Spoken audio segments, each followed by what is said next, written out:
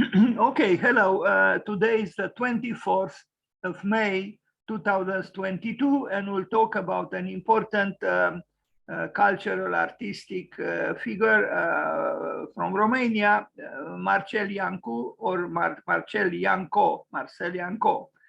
But his name initially, of course, was Marcel Janco. This was the man, a very important, again, cultural figure and one of the founders of the important Dada movement. But we'll talk about this a little later.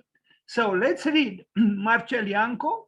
Marcel Janco, common rendition of the Romanian name Marcel Herman Jancu.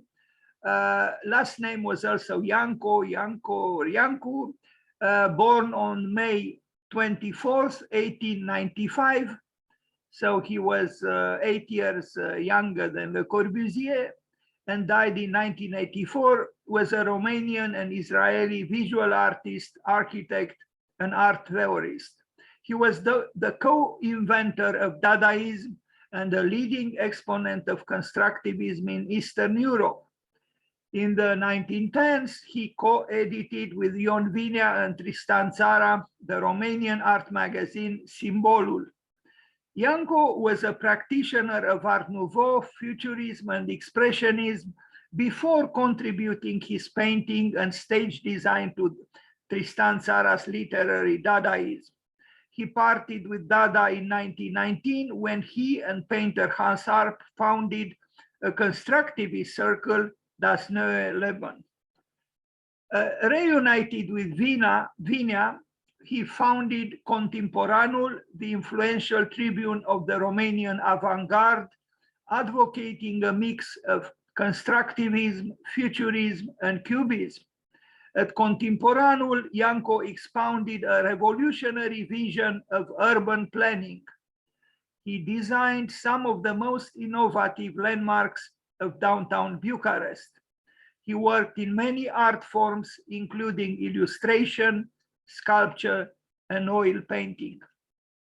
Janco was one of the leading Romanian Jewish intellectuals of his generation, targeted by anti-Semitic persecution before and during World War II. He emigrated to the British Mandate for Palestine in 1941. He won the Dizengoff Prize and Israel Prize and was a founder of Ein Hod Utopian art colony in Israel.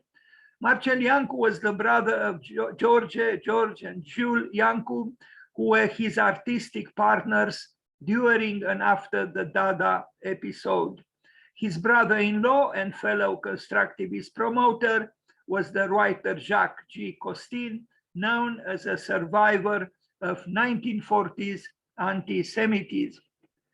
In 1980, Janco revisited his childhood years, writing, "Born I was in beautiful Romania, into a family of well-to-do people. I had the fortune of being educated in a climate of freedom and spiritual enlightenment. My mother, possessing a genuine musical talent, and my father, a stern man and industrious merchant, had created the conditions favorable for developing all of my aptitudes. I was of a sensitive and emotional nature, a withdrawn child who was predisposed to dreaming and meditating. I grew up dominated by a strong sense of humanity and social justice.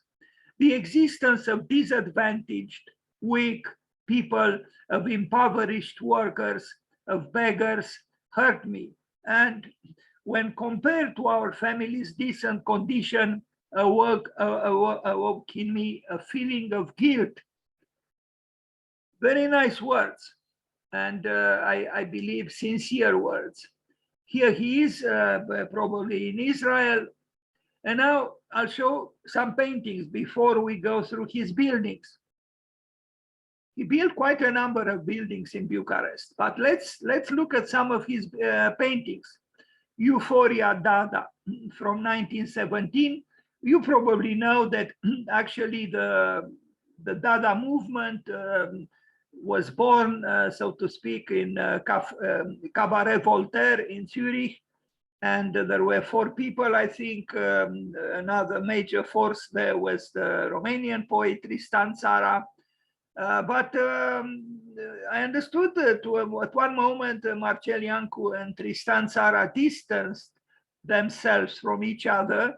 And this might explain why Tristan Tzara later on commissioned Adolf Loos to build a house, a villa for him in Paris, and not his former friend Marcel Janco, as it would have been perhaps to be expected.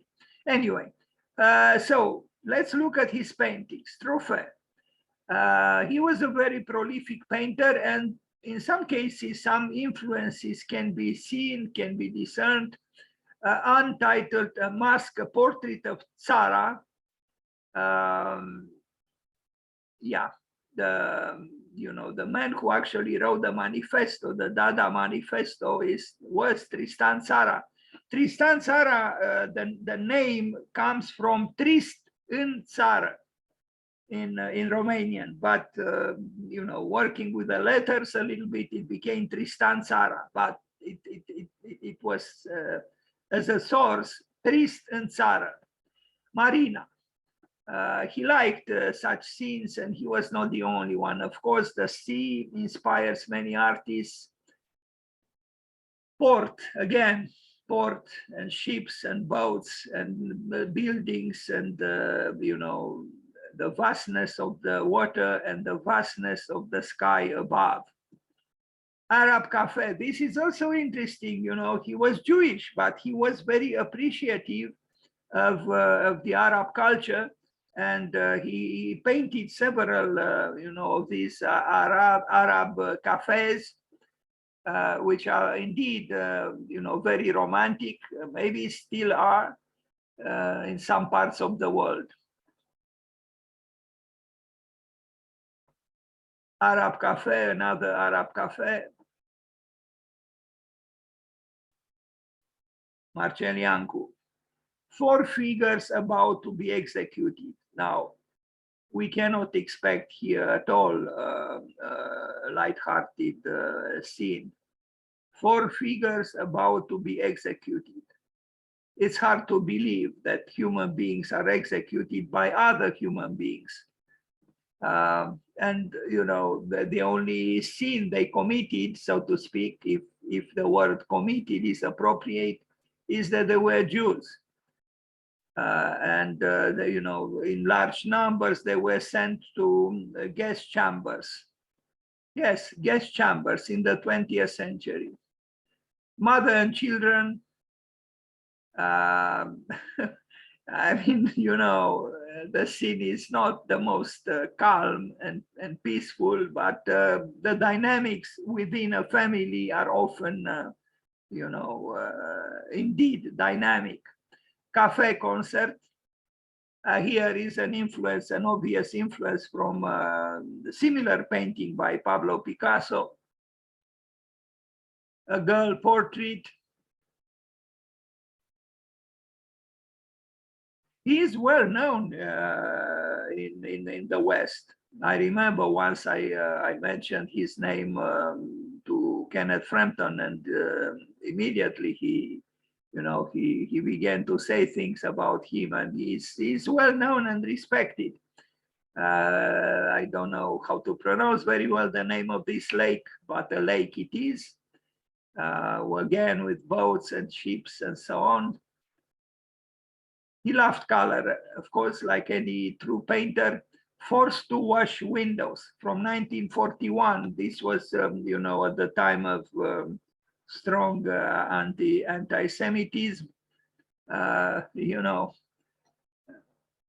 Yeah, maybe to wash windows is never quite the most pleasurable activity in the world, but to do it while someone is pointing a gun at you, it must be terrifying. 3 women in Malta. Again, there are influences here from Picasso. 2 Nazi soldiers abusing a Jew and tearing out his beard. Marcel Janco. Now we will look at his buildings, and he did build a lot. What is said, actually, I mean, I think it is said, is that once he went to Israel, he worked a little bit, from what I understood, in some offices there, in some cities, but he didn't build. He built very little. His major, large body of work is still in Bucharest. I understood that he studied in Paris architecture. When he returned to Romania, I think he returned before he finalized his studies or something like this, and he had some difficulties at first to build. He was lucky to build mostly for, if not directly for his own family, as it happened in some cases, to people in some relationship with his family. But at first he didn't quite have the right for signature, so to speak, because he was young. He didn't finalize his studies. I didn't understand very well, but he managed in a way, and he built important buildings. There are maps, here with the buildings within the map, within Bucharest, where he built. Here is an imperfect, I mean, it will not have a great impact on you, but you see a constellation of buildings, some large, like apartment buildings, some smaller, built by Marcel Janco, and they stand. Sometimes they are a little bit neglected, or maybe more than a little bit, but they still stand. So you see the area, Bulevardul Carol, Calea Călărașilor, Bulevardul Corneliu Coposu, Pache Protopopescu, Calea Moșilor. Anyway, I become nostalgic. And when I look at this map, I also noticed the neurotical, ramification of streets in all Bucharest. But I like this neurosis. I like this tension that exists, as opposed to the grid city. Now, we begin with this villa from 1927, Henri Daniel Villa. Okay, maybe from the standards of 2022, they don't look, amazingly spectacular, but still you have to imagine, this was 1927, almost 100 years ago, and you have a glimpse at, an existing building here. This was a modernistic statement. And there are interesting things, at least, this, kind of balcony without handrail. I don't know what happened, if it was, why it was left like this. But there are interesting things and interesting asymmetries, like you see here, this little window and all this corner, and also here, there are nuanced accidents in a way. So it is a sensitive facade, rather interesting.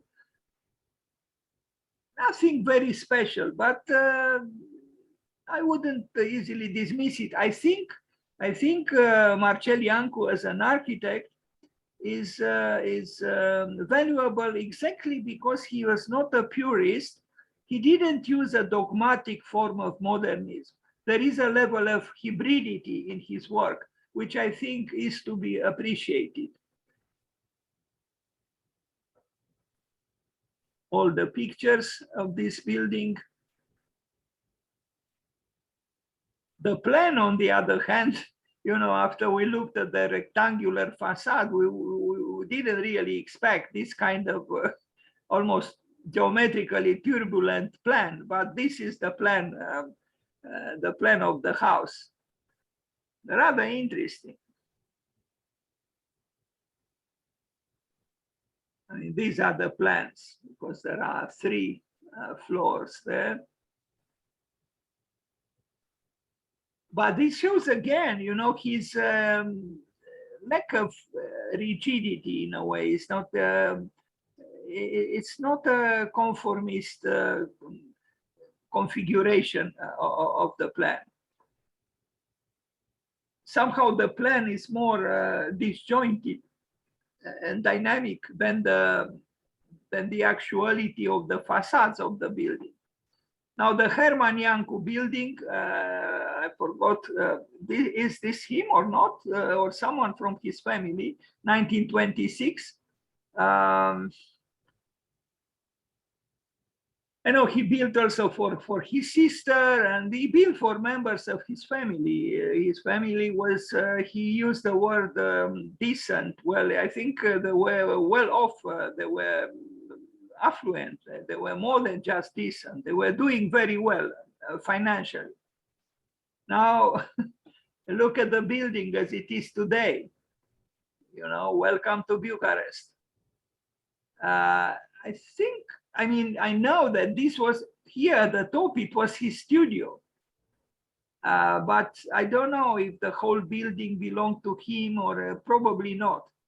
But, and you see how the building is, you know, in the present. Is we don't take care of buildings. It doesn't matter, you know, they are designed by important architect like Marcel Janco or someone unknown. The indifference is the same. So this is the building built by Herman Janco. Here is another view. It's sad, you know, that here we have you know, a newer building, you know, well kept and so on, and this one, which should be protected, you know, by the cultural institutions of Bucharest, is disfigured by all kinds of, you know, unceremonious interventions.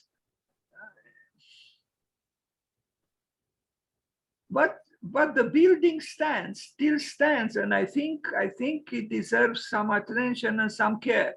Another villa from 1927, Jean Fuchs Villa, prima casă modernistă din București, după cum afirma chiar Janco, construită între 1927-1929. The first modernist building in Bucharest, as Marcel Janco himself said. The neighbors don't understand why this building has a window which goes from one end of the wall to the other. They comment it as it is like a vitrina de morgue, like a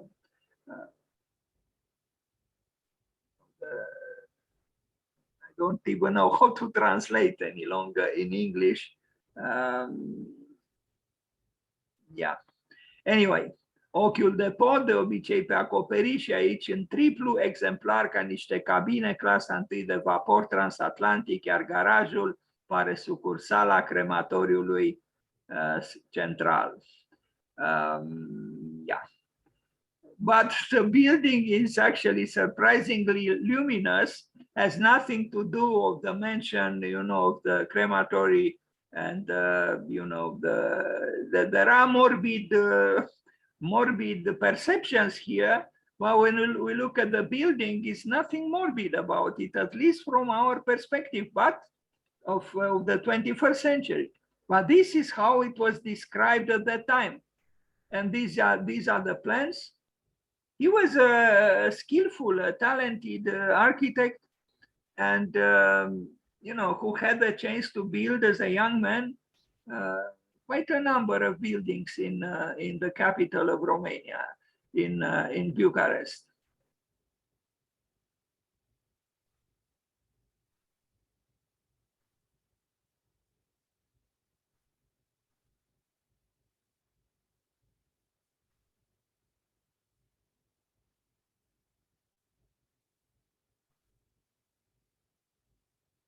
Another villa, Maria Lambru, 1928. This one in better shape, but even here there are strange things. What is going on here? Well, we do live in a picturesque world here, that's for sure. Maybe too picturesque.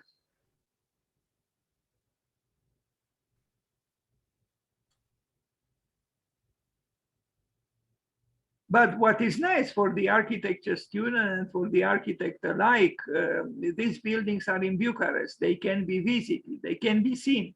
Villa Florica Chihăescu, the Kiselev Avenue or Boulevard from 1930. This one is, you know, well inhabited and, you know, still very appetizing and appealing.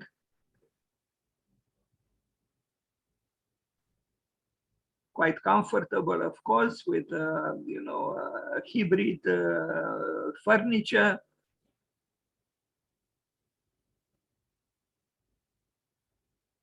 And actually, you know, a certain modernity of the building married, even if uncomfortably, with you know, old kind or old styles of furniture, creates, I think, an interesting environment, as opposed to, you know, I mean, look at the back of this chair in the foreground, and then the stained glass window that we look at here, which is, you know, modernistic. So you have this disjunction, which is interesting.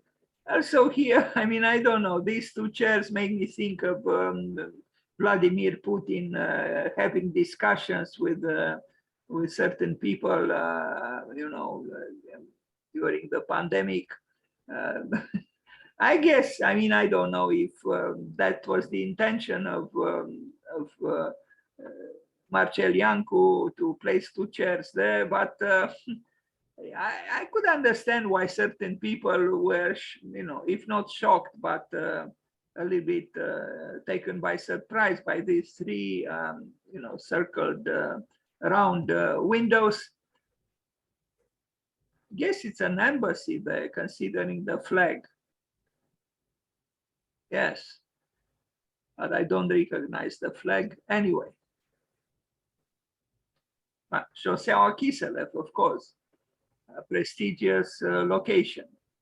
And the truth is, Bucharest is a picturesque city, both in the good sense of the word and the less good sense of the word. Here, maybe in the good sense of the word. There is still kind of a poetical disorder. I don't know what, this is the same building, but towards the back. No, this is towards the back.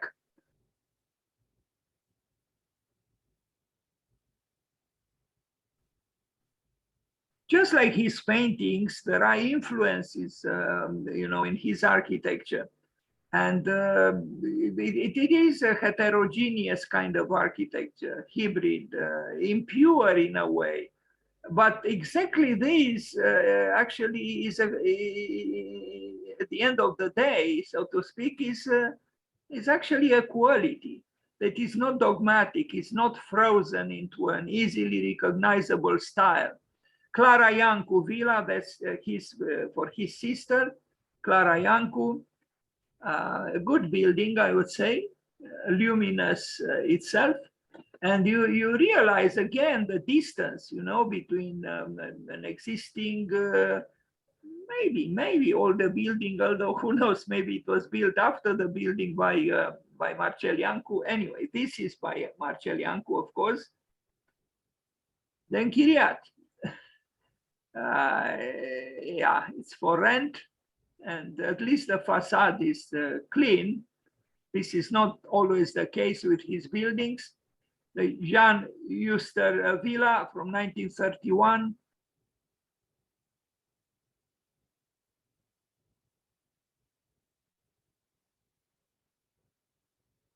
I guess he liked these, you know, round windows here and there. A flag, but in this case, we know the flag. I don't think it's an embassy or anything here, but someone is just patriotic there. Anyway, Villa Paul Wexler, Strada Grigore Mora, numărul 6. another modernistic building by Marcel Janco, and I think a good building. Not too many buildings around it at the time when the picture was taken. Now we see a tree bringing shade to the facade, but when all the pictures were taken, no trees. Villa Paul Iluță and his laboratory, I forgot what he was, a dentist or something. It's possible. Even here, we see the different kinds of windows. Like this one here has nothing in common in terms of so-called architectural style with the other windows, but this juxtaposition of various forms show his unconventionality, and it's good. Another building, Paul de Chapier, 1935.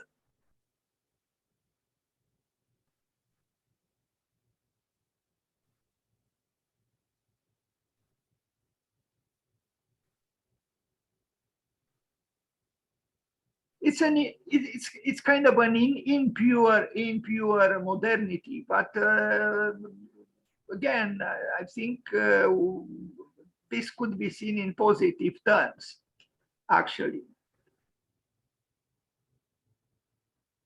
There are also, of course, interventions in time that do not belong to what he, initially planned.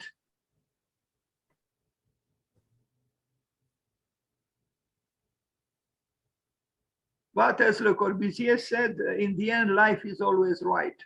Another building, this time a large one.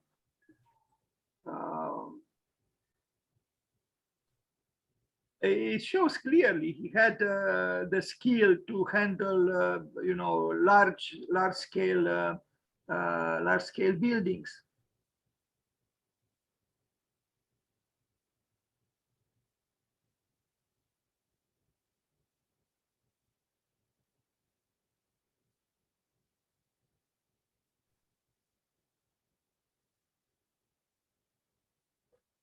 We don't see very often such scenes, architectural scenes from countries outside of Romania, but we see them inside Romania.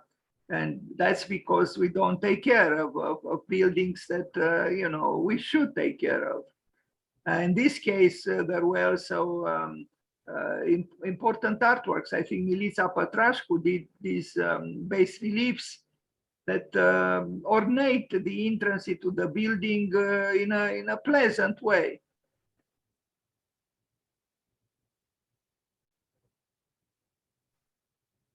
Unfortunately, the passage of time and the disarray provoked by the lack of care, makes the building pay a price. These are scenes from the inside of one of the apartments. I don't know who designed that shelving system, if it was Marcel Janco or closer to us in time, an architect.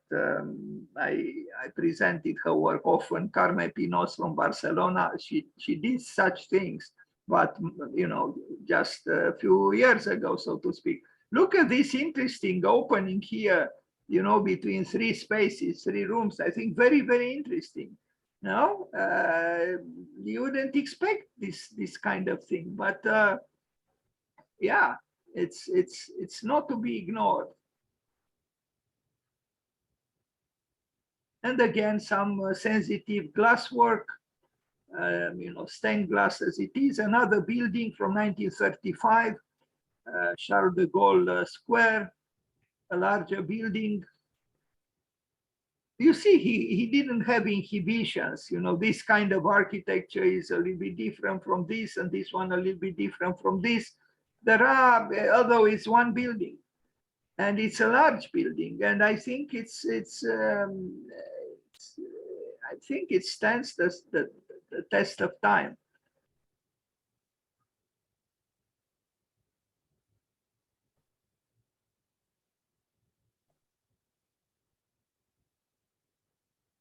I've seen this plan Unfortunately, I think this building was, I don't know if it was saved, but it was close to being demolished, I think, or it was abandoned. And you see, vandalized. Yes, a building by Marcel Janco, which was glorious at one point, like here. It became, maybe it was evacuated because of risks connected to seismicity. It's possible, but it should have been invested in and protected. We see now graffitis. Of course, the graffiti artist is a great,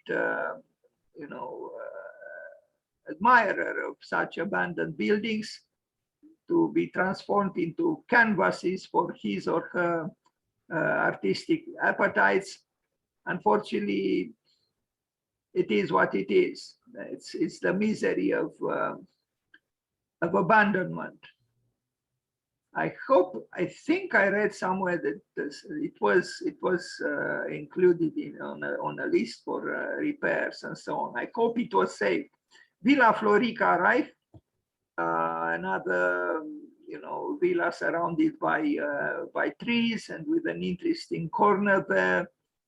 David Hainovich and Zygmunt Bătășescu building, 1937. Bucharest, of course, all these buildings are in Bucharest. You see here the name, Arch Janco, Marcel M. Janco, Marcel Janco, and also, interestingly, the name of the engineer is mentioned. Not a bad idea and not a bad thing.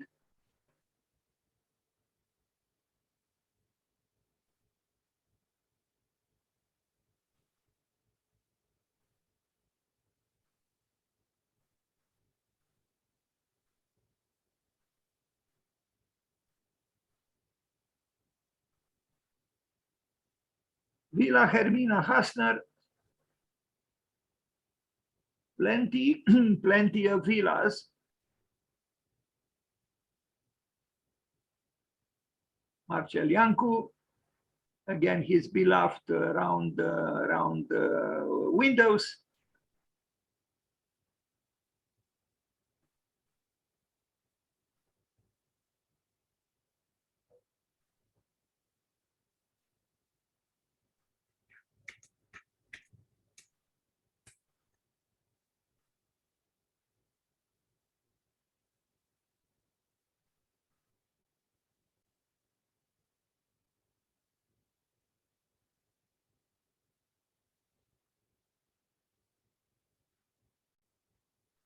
It still kinds of, stands out, the building. Solid Gold building, 1934. Some of these buildings probably were, weakened by earthquakes. Here again, we see artworks. I think Milica Pătrașcu, and I value such interventions. It's important, the collaboration of an artist with an architect, although he was an artist too.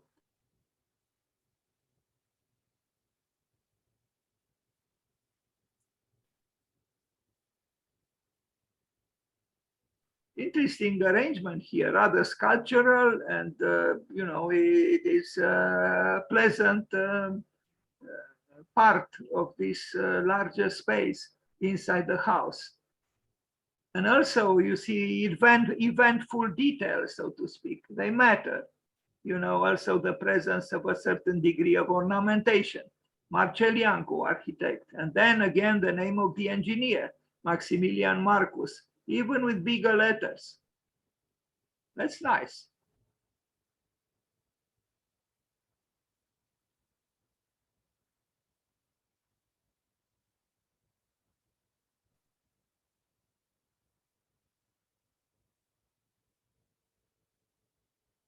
You can see his plans are almost a graphic equivalent of his paintings.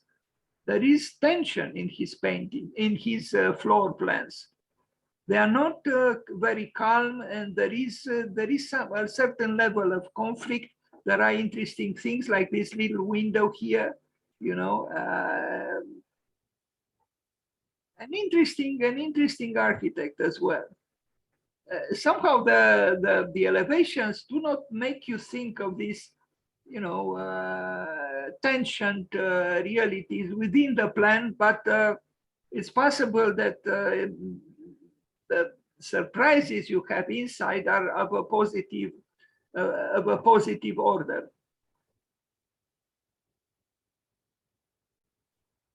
Frida Cohen building, 1935, another larger apartment building. Here it is, a little bit disfigured by the antennas, you know, the longing for communication through the TVs with the whole world. Jacques Costin building is this one here, or well, I think he designed all three of them, I forgot. Anyway, this one is by him, but I think all three. What can we say? It's I like graffitis in general, but on the other hand, I'm also a little bit saddened because the intentions of the architect are not, they can still be seen, but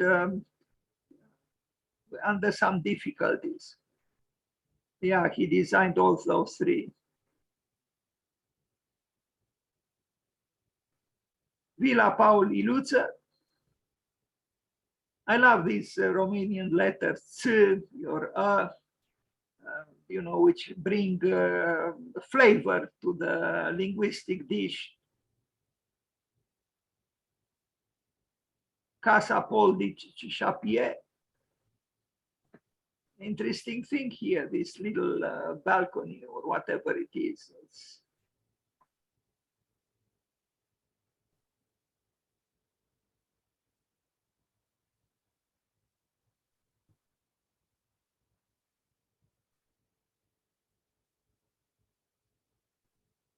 And there are, this is a website where you can see, you know, the many buildings he built. Here is another one about him, arhitectul Marcel Janco, la nivelul ochiului. Marcel Janco in Israel. Now we arrive with him in Israel, in his studio in Ein Hod is a colony that he built for artists, and here he is in, you know, his later years. He lived a long life, and he dedicated a good portion of his efforts to painting, and he painted. Here there is also a museum, the Janco Dada Museum in Israel, that he built, and I think he had a nostalgia for those Dada years. Maybe he even regretted departing or breaking apart from Tristan Tzara. It's possible.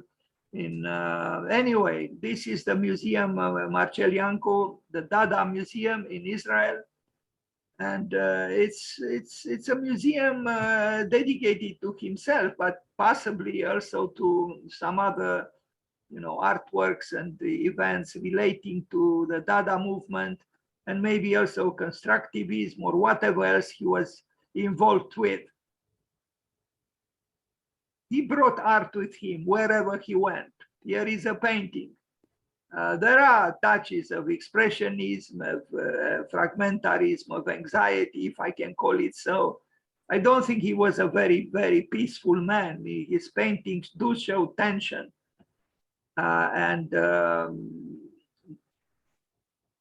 think he was a complex man, both as an architect and as an artist, and also as an intellectual, a writer. And that's exactly why I thought some kind of a new avant-garde in Romania should not forget Marcel Janco and maybe root itself in his works and in the works of a few others. He was not the only one, of course, but we had important poets, avant-garde poets, we had important writers, and I think the tradition of the new is very fruitful.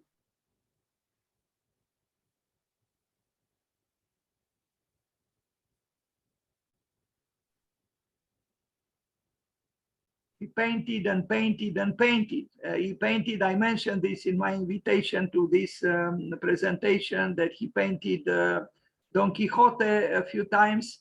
Also, I think there is a certain darkness if we are to consider at least this black bird and this, which occupies a significant part of the painting right in the center. And also, even if you look at Don Quixote on his horse, there is a dramatism here at play. You know, here is another picture showing Don Quixote and Sancho Panza, you know, advancing towards what they were searching for. And these are images from inside the museum called the Dada Museum with his own works. You see there, you know, Marcel Janco from 19, what is that? Something is wrong there. It's written, no, nothing is wrong. It's written from right to left, as it should be in Hebrew, 1895, 1984. And Don Quixote again, questing. And I think this is the last image of this presentation on Marcel Janco. Thank you, and happy birthday, Marcel Janco.